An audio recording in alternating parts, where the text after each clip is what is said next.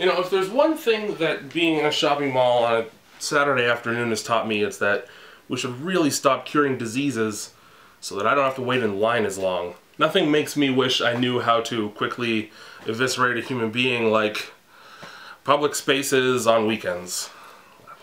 Just like there to be fewer of us. What are these questions that I gotta answer? I printed off every single one of these questions that I'm answering because I have the memory of a drying dead fish. Also, for the sake of maintaining an entertaining atmosphere, I've moved about 7 feet to the right, so if you notice a difference in the background, that's because I figure everybody's sick and tired of looking at carvings of African men's heads. And it's time to answer some questions, and you know what? If you don't like the video, it's your own fault because this is what you've given me to work with. Would you rather eat broken glass or get shit on?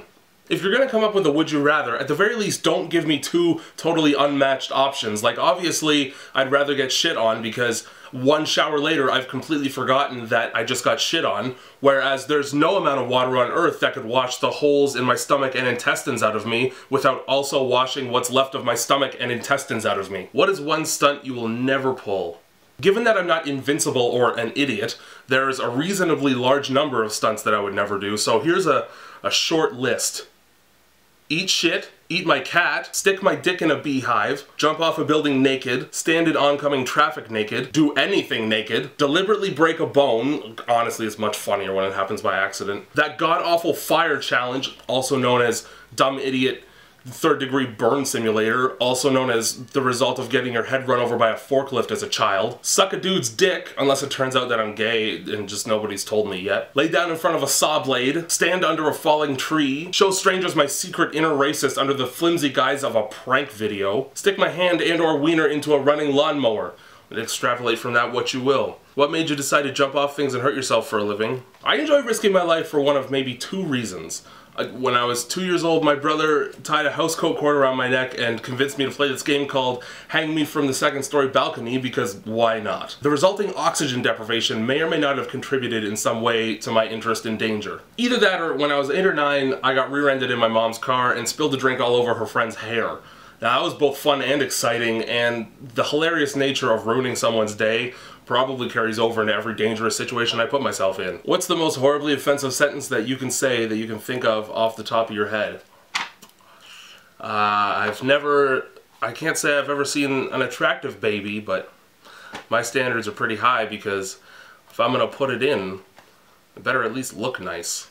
I'm going to Walker Stalker Con, whatever the sweet and sour fuck that is, in February. Who should I dress as in zombie form, of course? I assume this convention is going to be 50 to 75% Walking Dead related, so if I were you, I would go as a dead Frank Darabont with just a big floppy noose around my neck, because if I saw the show that I produced turn into a hot pile of garbage immediately after being fired from it, I'd fucking hang myself. My dog keeps humping everything she sees, including my leg. What do I do? Buy your dog some condoms and an STD pamphlet. We need to put a stop to the spread of dog AIDS. Also, maybe you shouldn't dress your leg so slutty. Kind of asking for it. If you were to walk down the street and randomly run into yourself, what would be the first thing you say to you? That was not at all confusing string of words. Allegedly, if you see your doppelganger, you're about to be killed by it, so I think the noise that I'd make would be further away from words and closer to a death rattle, or whatever sound one makes when being wormholed into another dimension. Probably a sucking noise. Also, maybe I'd fillet myself. If a cat and an elephant had a baby, what would you call it? Dinner. Are you going to VidCon? In a previous video, I offered to blow Hank Green to completion if he were to give me an invitation to that buffet of impressionable yet cautious underage girls, and I have yet to hear back from him about it, so I don't know, ask him if I'm going. What are the perks of living in a basement? There are 3 things I can think of off the top of my head. Nobody can see me jerk off with the lights on. I have a ton of privacy if I ever bring home a victim. And house centipedes are very real, fucking disgusting, and everywhere. What's your favorite movie? My favorite movie is definitely House of a Thousand Corpses. There's something about old men dressed as rabbits that just...